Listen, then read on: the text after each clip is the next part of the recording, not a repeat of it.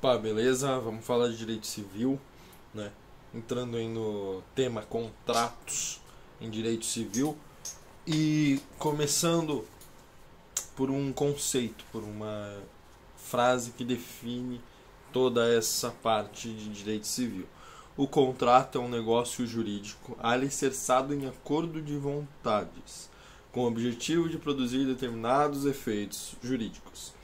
Então, nessa frase nós temos vários elementos que são base, que são princípios para que haja um contrato, para que ele enseje seus efeitos. Então, primeiro, ele é um negócio jurídico, então todas as regras de negócio jurídico se aplicam aos contratos. Alicerçado em acordo de vontades, então há consenso e há vontades. E o objetivo é a produção de determinados efeitos, ou seja, os efeitos devem existir para que o contrato seja válido. Tá? Então, passando aí pelo conceito, a gente entra em elementos essenciais do contrato. E aí a gente retoma aquela ponte, aquele plano de ponte do Miguel Reale, quando a gente fala de objeto lícito, sujeito capaz, né? E aí, vamos lá.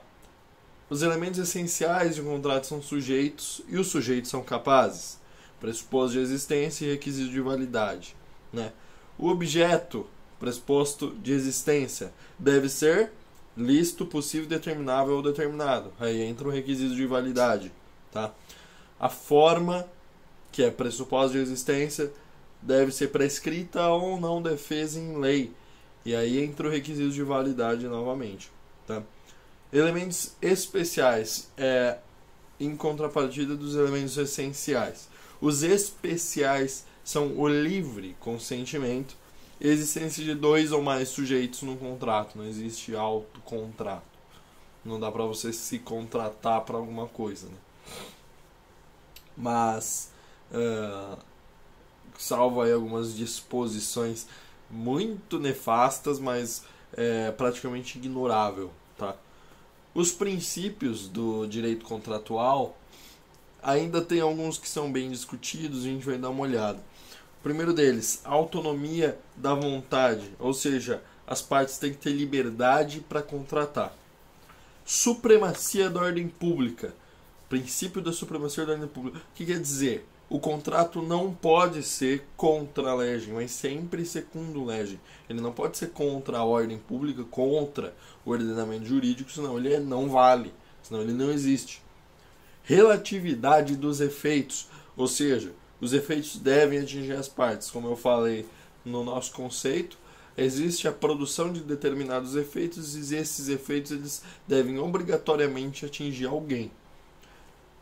Princípio da obrigatoriedade, pacta sunt servanda, parece um hino aqui, né? Parece uma aula de latim, mas esse princípio basicamente diz que o contrato faz lei entre as partes, e isso é no sentido de você obrigar a pessoa a cumprir o contrato. Princípio da revisão contratual. Nesse princípio nós temos duas hipóteses que admite-se a revisão contratual, tá? Primeira hipótese, quando a gente deixa explícito no contrato, esse contrato pode ser revisto através de uma cláusula chamada de cláusula rebusic stantibus. E uma outra hipótese que é através da teoria da imprevisão, que diz que quando existe um fato superveniente, imprevisível, irresistível, que gera excessiva onerosidade, ali a gente pode rever o contrato. E nesse sentido, esse contrato, essa cláusula de revisão, essa possibilidade de revisão, ela só é válida em alguns tipos de contrato, mas isso serve para aulas posteriores. A gente vai ver que é nos contratos de execução continuada ou nos contratos de execução diferida. Quando a execução é instantânea, não dá para você rever o contrato, afinal de contas ele já deixou de existir, tá? Princípio do consensualismo. As partes devem ter um consenso e esse consenso não pode ser viciado. Princípio da boa-fé. Aí é bem filosófico, é bem abstrato, mas basicamente o contrato deve ser sempre orientado pela equidade, pela probidade, pela igualdade, pela justiça. E nesse sentido, o Código Civil ele é sempre muito explícito e quem tem boa fé é protegido pelo ordenamento jurídico. O princípio da função social, o contrato ele deve ensejar alguma utilidade. Ele não pode ser um contrato que não tenha sua função. Tá? É como função social da Terra, é um pouco parecido. O contrato precisa ter efeitos que sejam úteis. O princípio da justiça contratual é, em suma, dizer que não existe injustiça em contratos. Caso haja injustiça, esse contrato ele não é válido, ele é viciado, ele tem algum problema. Então, o contrato precisa ser orientado pelo princípio da justiça contratual para que haja, de fato, justiça ao contratar. O princípio da intervenção mínima do Estado não é tão bem visto ou bem quisto pela doutrina. Hoje eu acredito, salvo engano, que a doutrina majoritária diz isso. É explícito no Código Civil e eu discordo. Mas esse princípio diz que o judiciário ele tem que ser a última opção nas demandas que a origem são contratos. Né? Ou seja, o Estado ele vai ser a última ratio em demandas oriundas de contrato. E assim, eu acho que se você tem um problema com um contrato que você não consegue resolver, busque sim o judiciário. Entendeu? Não é que você precisa exaurir todos os meios e não restar outra possibilidade senão o judiciário. Eu acho que assim, a prestação jurisdicional ela é fundamental para o exercício do direito, inclusive de cidadãos, da população média. E nesse sentido, colocar um princípio de intervenção mínima é afastar a população da prestação jurisdicional, que é direito, que é um princípio. E inclusive o judiciário nunca se nega a receber sua demanda. O juiz nunca, em hipótese alguma, deixa de decidir. Então como que você não vai solicitar a intervenção do Estado? Eu tenho um posicionamento nesse sentido.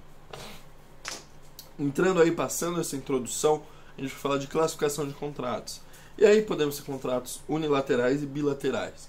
Unilaterais, a obrigação é atribuída a apenas uma das partes, como por exemplo doação. Obrigação recíproca, a gente está falando de contrato bilateral.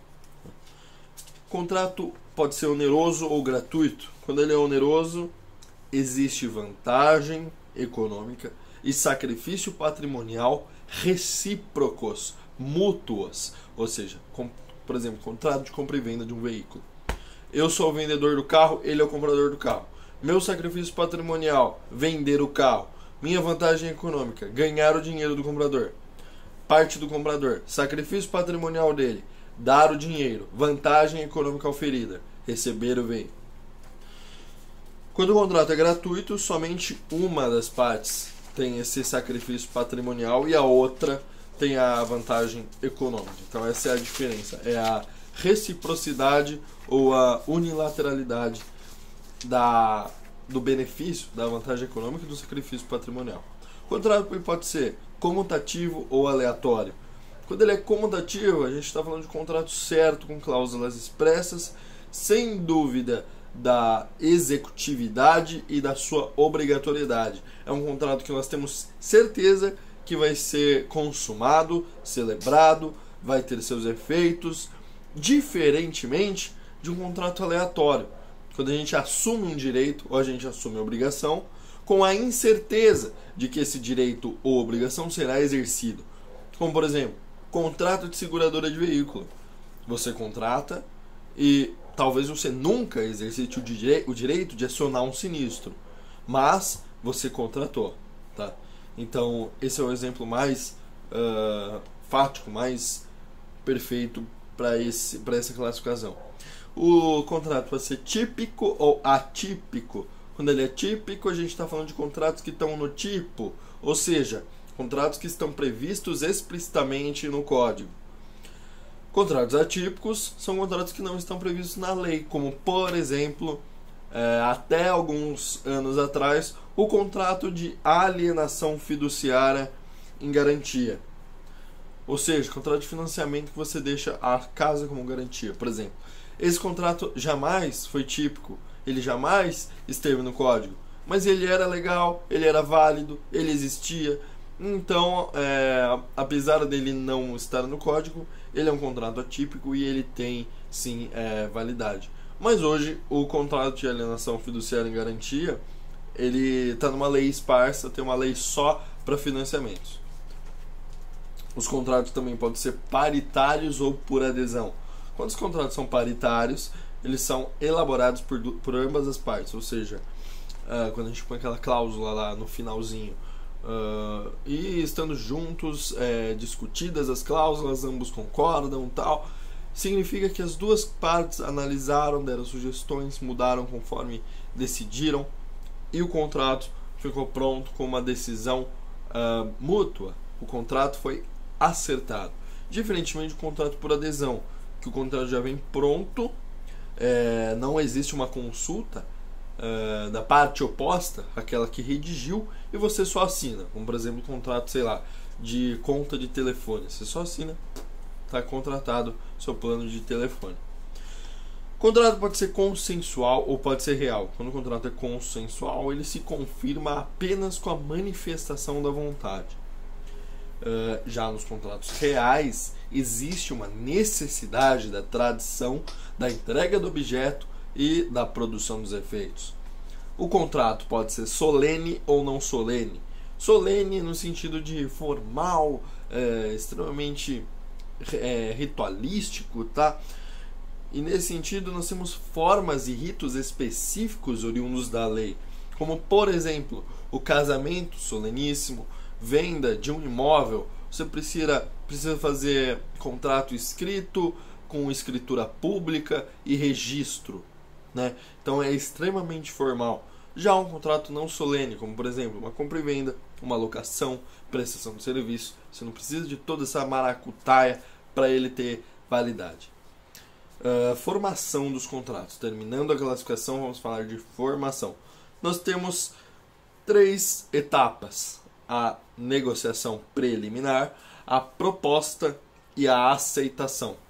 Primeiro, negociação preliminar. Quando a gente faz uma negociação preliminar, por exemplo, verificar se o bem pode ser objeto de contrato, verificar se a parte tem interesse em contratar, isso não gera vínculo e não há exigibilidade de cumprimento. Não é porque eu sei que o carro dele pode ser vendido no futuro e ele pode ser o vendedor do carro que isso já me garante o direito de exigir a venda. Tá? Diferentemente de proposta. Quando a gente faz uma proposta de contrato, também chamada de oferta e também chamada de policitação, caindo muito em concursos esse nome, quando há manifestação positiva de vontade na oferta, a obrigação já é gerada. Isso já gera vínculo e já pode ser exigido. Então, fazendo uma proposta, nós já podemos exigir que aquela proposta seja cumprida, né?